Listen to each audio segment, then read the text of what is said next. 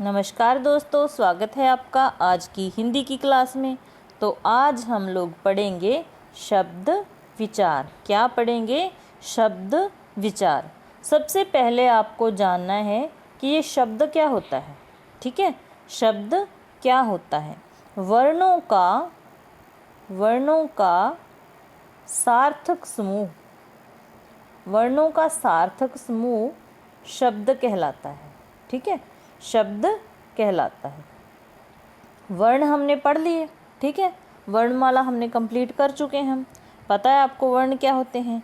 जब वर्ण ये समूह में इकट्ठे हो जाते हैं तो शब्द बन जाता है। लेकिन ऐसे ही अगर हम लिख दें कै, खे, गे, तो ये क्या शब्द बन गया? हमने इनको इकट्ठा लिख दिया, ये कोई शब्द तो नहीं है ना। इसीलिए जो वर्णों का सार्थक समूह होता है, मतलब कि उसका कोई अर्थ निकलना चाहिए। जैसे हमने लिख दिया घै, रै, घर, तो इसका तो अर्थ है, कितना अच्छा अर्थ है। घर, घर का मतलब होता है। ठीक है, तो आप क्या समझे कि वर्णों का सार्थक समूह ही शब्द कहलाता है। अब जब ये शब्द, सार्थक शब्द व्याकरण के नियमों के अनुसार वाक्य में, मतलब कि व्याकरण के नियमों में बंद कर वाक्य में प्रयोग कर लिए जाते हैं, तब इन शब्दों को पद कहा जाता है। क्या कहा जाता है? पद कहा जाता है। ये प्रश्न पूछा गया है कि जब शब्द वाक्य में प्रयोग हो जाते हैं तो उनको क्या कहते हैं? पद कहते हैं। ठीक है, फिर इन पदों का सार्थक समूह ही आगे वाक्य बन जाता है। ठीक है, क्या बन जाता है? वाक्य बन जाता है। तो आपको पता होना चाहिए कि वर्णों के सार्थक समूह को शब्द कहते हैं। शब्द जब वाक्य में प्रयोग हो जाते हैं तो पद बन जाते हैं। पदों का सार्थक समूह वाक्य बन जाता है। वाक्य को हम अच्छे से डिटेल से आगे चल के करेंगे। तो जो शब्दों का वर्गीकरण किया गया है 5 आधारों पर किया गया है। कितने आधारों पर किया गया है? 5 आधारों पर। कौन कौन से? चलो पढ़ लेते हैं फिर। सबसे पहले उत्पत्ति के आधार पर। ठीक है, उत्पत्ति के आधार पर ये शब्द आए कहाँ से है, ये इसके आधार पर इनको बांटा गया है। सबसे पहले है तत्सम शब्द। तत्सम शब्द, तत्सम शब्द, सम का मतलब होता है समान। ठीक है, इसी प्रकार से जो इसका अर्थ हो गया कि जो हमारी हिंदी है उसका विकास हुआ है संस्कृत भाषा से। किस भाषा से? संस्कृत भाषा से। जिन शब्दों को संस्कृत भाषा से एज इट इज़ हमने हिंदी में ले लिया तो वो हो गए तत्सम शब्द। जैसे रात्रि है, घोटक है, ये ध्यान रखना है, घोटक एक तत्सम शब्द है। बहुत बच्चे इसमें गलती करते हैं, इसको तद्भव मान लेते हैं। इसका जो तद्भव रूप होता है वो घोड़ा होता है। ठीक है जैसे संस्कृत से कैसे लिए गए? जैसे मान लीजिए कोकिला शब्द है, कोकिला, ये क्या है? एक तत्सम शब्द है, मतलब कि संस्कृत का शब्द है। लेकिन जब हम किसी को कहते हैं कोई अच्छा गाता है, किसी की आवाज़ अच्छी है, हम उसकी तारीफ़ में कहते हैं कि तू तो स्वर कोकिला है। क्या समझे कि हमने उसको ये तो नहीं कहा कि तू तो स्वर कोयल है। कोयल, कोकिला का जो तद्भव शब्द होता है वो कोयल होता है। ठीक है, मतलब को हिंदी का शब्द है, लेकिन हमने तो कहा कि तू तो स्वर कोकिला है। कोकिला संस्कृत का शब्द है, इसका मतलब इसको हमने एज इट इज़ हिंदी में प्रयोग कर लिया। तो जो तत्सम शब्द होते हैं वो संस्कृत से ऐसे के ऐसे ही हमने हिंदी में ले लिए, वो होते हैं तत्सम शब्द। आगे चल के ये वोकैबुलरी वाला सेक्शन है, इसको अच्छे से करेंगे, समझेंगे। जो मुख्य तत्सम शब्द हैं वो भी करवाए जाएंगे। इसके बाद आ गया तद्भव शब्द। तद्भव शब्द वो शब्द होते हैं जो आए तो संस्कृत से हैं, मतलब कि हमने उसमें कुछ हेर बदल किया और हमारी हिंदी में ले लिया। जैसे घर है, आग है। घर का जो तत्सम शब्द होता है वो होता है ग्रह। ग्रह का मीनिंग होता है घर, उसको हम हिंदी में घर के रूप में लिख लेते हैं। आग है, इसका तत्सम शब्द होता है अग्नि। ठीक है, मतलब कि संस्कृत के शब्दों में कुछ बदलाव करके हमने हिंदी में प्रयोग कर लिया, वो हो गए तद्भव शब्द। इसके बाद आ गया देशज शब्द। देशज मतलब देसी, जो हमारी बोलियों से आते हैं। इनका जो जन्म है मतलब कि बोलियों से है। किसी एक चीज़ को नाम ले लें, ठीक है, मतलब कि उसी को हरियाणवी में कुछ और कहते हैं, राजस्थानी में कुछ और कहते हैं। लेकिन जो ये शब्द होते हैं इनका हमें पता नहीं होता एज इट इज़ के ये मतलब कि कहाँ से आए हैं, कौन सी भाषा से आए हैं, कैसे आए हैं। ये देसी शब्द होते हैं। जैसे जुग्गी है, लोटा है, फावड़ा है, रोटी है, झंझट है, ये सभी के सभी देसी शब्द हैं। ध्यान में रखना, ये रोटी एक देसी शब्द है, मतलब कि ये अलग अलग भाषा बोलियों से आते हैं। ऐसे ही किसी ने कह दिया कुछ, वो उसी का प्रयोग होने लग गया, बस ऐसे कि मतलब कि देसी शब्द हैं। इसका कोई उत्पत्ति का ये सही पता नहीं होता कि ये कहाँ से आए हैं। अगले हैं विदेशी शब्द।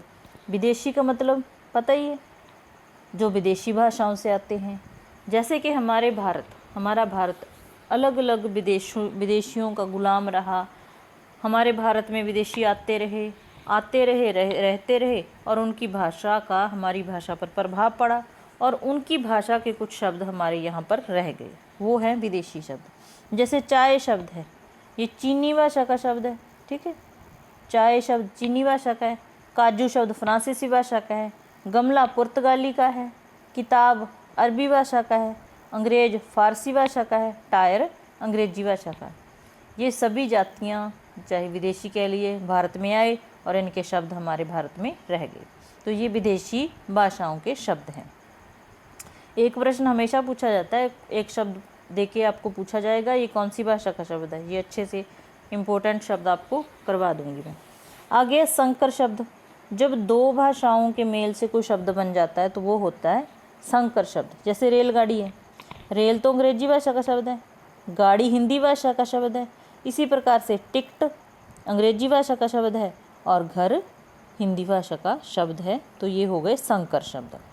अगर मैं लिख दूं ये किताब है, ठीक है, किताब कौन सी भाषा का हो गया, अरबी का। आगे लिख दिया घर, ये आ गया हिंदी का, तो बन गया किताबघर, तो मतलब कि ये बन गया संकर शब्द, ठीक है।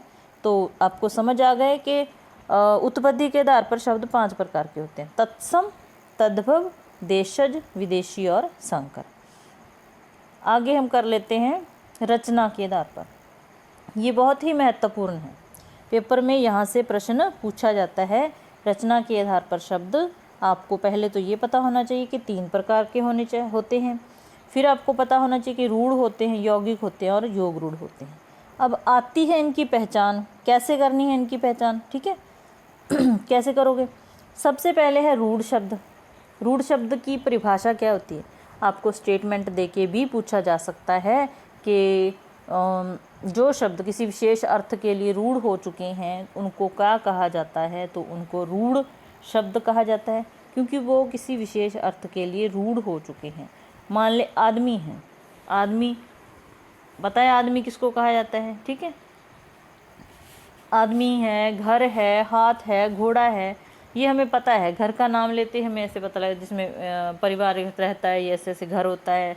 हाथ है, घोड़ा है, हमें पता है ये शब्द इसी चीज़ के लिए प्रयोग किया जाता है। इसका मतलब ये इन अर्थों के लिए रूढ़ हो चुके हैं, ये रूढ़ शब्द हैं। अब इसकी पहचान है, ये मुख्य रूप से करनी है। अगर रूढ़ शब्दों को हम तोड़ते हैं, क्योंकि ये रचना क्या होती है, तोड़ मरोड़ करके तो इनकी रचना की गई है। जैसे घर लिख दिया, इसको अलग कर दिया, रै को अलग कर दिया, घै को अलग कर दिया, क्या इसका अलग मीनिंग है कोई, या इसका कोई अलग मीनिंग है? इसका कोई भी मीनिंग नहीं होता। मतलब कि रूढ़ शब्द वो होते हैं जिनको तोड़ने से उनका अलग अलग कोई सार्थक नहीं होते, अर्थ नहीं निकलता, ठीक है। इसी प्रकार से घोड़े को घो अलग कर दिया, डा अलग कर दिया, तो इसका कोई अर्थ नहीं। मतलब कि आपको अगर रूढ़ शब्द पूछ लिया जाए कि रूढ़ शब्द इनमें से कौन सा है, तो आपको उसके टुकड़े करने हैं, फिर देखना है। अगर तो उनका कोई अर्थ निकलता है तो इसका मतलब वो रूढ़ नहीं है, अगर उनके टुकड़ों का कोई अर्थ नहीं निकलता तो इसका मतलब वो रूढ़ शब्द है। दूसरी प्रकार है यौगिक शब्द। यौगिक मतलब कि जोड़ से बने हैं, जो योग करके बनाया गया है, 2 सार्थक शब्दों के मेल से बने हैं। ये रसोई है, इसका अर्थ अलग है, घर का अलग अर्थ है, मतलब कि रसोई का भी अर्थ है, घर का भी अलग अर्थ है, राज का अलग अर्थ है, कुमार का अलग अर्थ है, पाठ का अलग अर्थ है, शाला का अलग अर्थ है। इसका मतलब 2 अर्थ वाले शब्द जुड़ के फिर यौगिक शब्द बनते हैं। अगर यौगिक शब्द को आप तोड़ के देखोगे तो जो दोनों इसके टुकड़े बनेंगे ना, उन दोनों का ही अलग अलग मीनिंग निकलता होगा। उसके बाद तीसरी प्रकार आ गई। तीसरी प्रकार में जोग रूढ़ आ गए, ठीक है। जोग रूढ़ मतलब कि क्या है कि ये रूढ़ तो है, यौगिक भी हैं और रूढ़ भी हैं, दोनों को मिला के जोग रूढ़ बन गया। ठीक है। रूढ़ कैसे हैं कि ये किसी विशेष अर्थ के लिए रूढ़ हो चुके हैं। और यौगिक क्यों हैं? क्योंकि ये दो शब्दों के मेल से बने हैं। जैसे नीलकंठ है, नील का मतलब नीला, कंठ का मतलब गला होता है, ठीक है। और इसका विशेष अर्थ क्या निकलता है? भगवान शिव। नीलकंठ का प्रयोग भगवान शिव के लिए किया जाता है हमें, क्योंकि शिव के लिए ये रूढ़ हो चुका है नीलकंठ। इसी प्रकार से हम लिखें चारपाई, चारपाई लिख दिया, ठीक है। चारपाई का मतलब चार जिसके पैर होते हैं, ठीक है। चारपाई का मतलब जिसके चार पैर होते हैं। क्या चारपाई का नाम लेते ही हमारे सामने गाय आ गई? क्योंकि गाय के भी तो चार पैर होते हैं, टेबल के चार पैर होते हैं। नहीं, हमारे सामने आ गई खाट, जिस पर विश्राम करने का, जिसका प्रयोग हम विश्राम करने के लिए करते हैं। मतलब कि हमारा जो चारपाई से मतलब है वो खाट से मतलब है, ठीक है। चारपाई का नाम लेते ही हमारे दिमाग में वो आई। इसका मतलब है जो चारपाई का दोनों टुकड़ों का अर्थ भी है, चार का अर्थ भी है और पाए का भी अर्थ है, ठीक है। और इस ये रूढ़ हो चुका है खाट के लिए। तो योग रूढ़ वो शब्द होते हैं जो रूढ़ भी हो चुके हैं और इसका अर्थ क्या निकलता है? दो शब्दों के मेल से बनते हैं और तीसरा कोई अर्थ निकलता है, वो होते हैं जोग रूढ़। खास करके जो बहुव्रीहि समास होता है वो जोग रूढ़ शब्द होते हैं ज़्यादातर के। आगे आ गया प्रयोग के आधार पर। प्रयोग के आधार पर एक तो सामान्य शब्द होते हैं जो आम ही प्रयोग किए जाते हैं, एक होते हैं तकनीकी शब्द, जैसे न्यायालय है, भौतिकी है, इसका प्रयोग इस तरह से कार्यालय वगैरह में किया जाता है, वो शब्द होते हैं। जो चौथी प्रकार है अर्थ के आधार पर। अर्थ के आधार पर एकार्थी होते हैं जिसका एक ही अर्थ निकलता है, अनेकार्थी होते हैं, पर्यायवाची होते हैं, विलोम होते हैं, श्रुति सम भिन्नार्थक शब्द होते हैं जिसका मतलब सुनने में तो एक जैसे लगते हैं लेकिन उसका जो अर्थ निकलता है वो अलग अलग निकलता है बिल्कुल ही। अनेक शब्दों के लिए एक शब्द हो गए, वाक्यांश के लिए एक शब्द होते हैं ये, ठीक है। तो इस प्रकार से हैं, इनको आपको शब्दों को याद करना पड़ेगा क्योंकि इसमें से प्रश्न आपको पता ही कैसे पूछे जाते हैं। शब्द देके उसका विलोम पूछा जाएगा, पर्यायवाची एक अर्थ शब्द देके उसमें से आपको पूछा जाएगा इसका कौन सा पर्यायवाची नहीं है या है। इस प्रकार से इसमें से प्रश्न बनते हैं। जो पांचवी प्रकार है वो है व्याकरणिक प्रकार्य के आधार पर कितने प्रकार के होते हैं? दो प्रकार के होते हैं, विकारी शब्द और अविकारी शब्द। विकारी शब्द और अविकारी शब्द। विकारी मतलब इसमें विकार उत्पन्न हो गया, ठीक है। जैसे संज्ञा है, लड़का एक जातिवाचक संज्ञा है, इसका मैं स्त्रीलिंग कर दूँ जो लड़की हो जाएगी, बहुवचन कर दूँ तो लड़के हो जाएगा। इसी प्रकार से मतलब कि इसमें क्या आ जाता है? बदलाव आ जाता है। तो ये होते हैं विकारी शब्द। संज्ञा हो गया, सर्वनाम हो गया, विशेषण हो गया। विशेषण में कोई अच्छा लड़का है, ठीक है, अच्छा है तो अच्छी लड़की हो गई। इस प्रकार से क्रिया में चलना, चलता है चलती हो गई, चलता का लिखता चलती। इस प्रकार से मतलब कि इसमें बदलाव आ जाता है।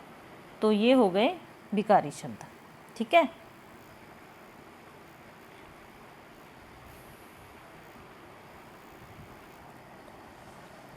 आगे है अविकारी शब्द।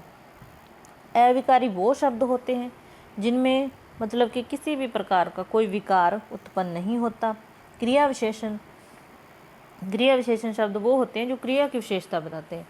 जैसे लड़का धीरे धीरे चलता है, धीरे धीरे चलता है, ठीक है। अगर मैं लिख दूं कि लड़की धीरे धीरे चलती है, लड़के धीरे धीरे चलते हैं, लेकिन इसमें कोई बदलाव नहीं आएगा, तो इसका मतलब ये अविकारी शब्द है। इसी प्रकार से संबंध बोधक होते हैं, समुच्चय बोधक होते हैं और विस्मयादि बोधक होते हैं। विस्मयादि बोधक में अगर हम लिखें ओह, चाहे लड़के के लिए चाहे लड़की के लिए किसी के लिए प्रयोग कर लें, ये ओह का ओह ही रहेगा, ठीक है। समुच्चय बोधक में अगर हम अथवा लिखते हैं, किंतु लिखते हैं, परंतु लिखते हैं, ये लेकिन ये शब्द वैसे के वैसे ही रहते हैं, तो ये होते हैं अविकारी शब्द। ये इनमें से भी प्रश्न पक्का पूछा जाता है, ये हम अच्छे से पढ़ेंगे। मतलब कि जो आगे हमारी क्लास रहेगी संज्ञा सर्वनाम विशेषण इसी से रिलेटेड रहेगी।